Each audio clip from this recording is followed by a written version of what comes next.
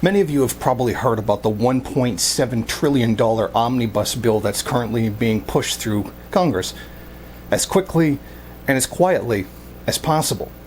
The 4,000-page document containing all of what the money is supposed to be spent on, minus the areas where they literally just don't tell you what the money is being spent on, is being handled very quietly with kid gloves and just being voted on. Media not really saying very much about it. I mean, you can find articles on it, but they're not really saying anything. This is the usual functioning of the U.S. government. They're essentially funding all the things that, the American people don't actually want, rather than stuff that they actually need. Now, of this $1.7 trillion, there's $774 billion for non-military discretional spending and $850 billion for military spending. Think about that. The amount of stuff for not military is less than for military. But then again, the U.S. is an empire. You don't have 130 some odd military bases across 90 countries and not consider yourself an empire. But here's the real takeaway, part of the areas that some people have really looked at because I think it's the most relevant. The funding for Ukraine. So $45 billion is going to go to Ukraine in this, what is essentially a budget being passed. That's going to go to Ukraine, is going to pay for mostly military efforts. About $13 billion of that is going to go to prop up the Ukrainian economy. And the rest mostly into military, and a small percentage of it to actual humanitarian efforts, as you imagine it would be. Now, here's something that's interesting. I decided to look up the numbers, and according to the Center for International Studies, which is basically a right-wing war think tank for the elite. It's not like some small organization. We're talking like the people high up in government. About $50 billion so far have gone to Ukraine, and another $45 billion is on its way. You know what the GDP of Ukraine was before all this happened? In 2021, its GDP was $200 billion. And, well, we don't know what it is this year, because this year's not over. And I think it's safe to say it's going to be substantially less. So think about it. Even with the higher number, the United States has given essentially half of the entire country's GDP to them to prop up their government.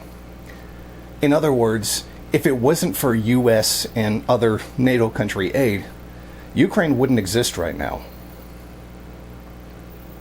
And if you want to prop up your allies, by all means, do so.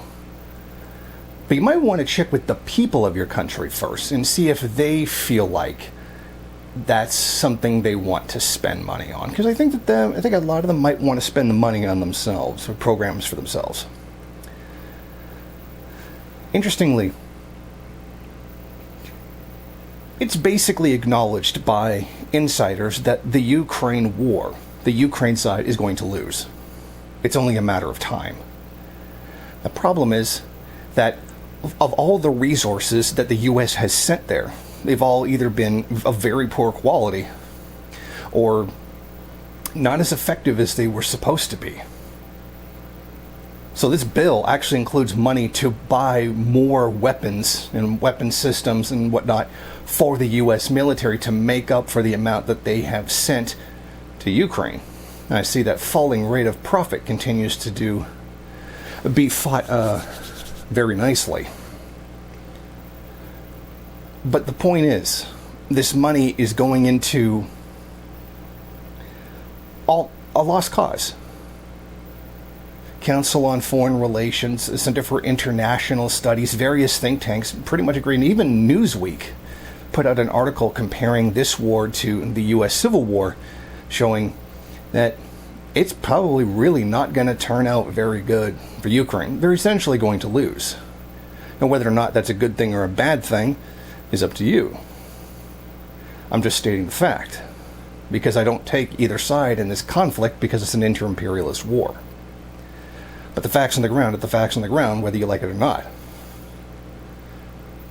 So the best we can hope for is an end to it as quickly as possible so that the regular working class people, who are now the poor people of Ukraine, can go back to having some semblance of a normal life very soon. But it's important to keep a track of where your money's going in these situations. You know, they always say follow the money.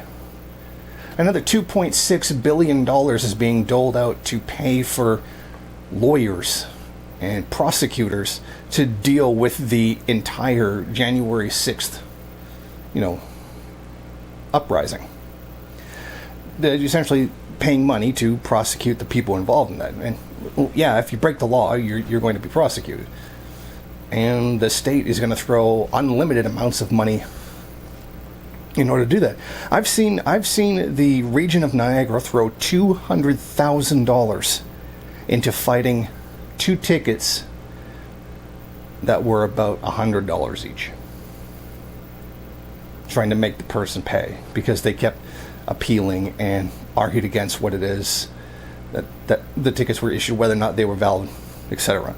So the government is very good at wasting money on prosecutions. Except, the January 6th thing would not actually be a waste. I mean, you try to overthrow the government, this is going to happen. Okay, whether you support the uprising or not, this is going to happen if you try to do it. So, take all this into consideration.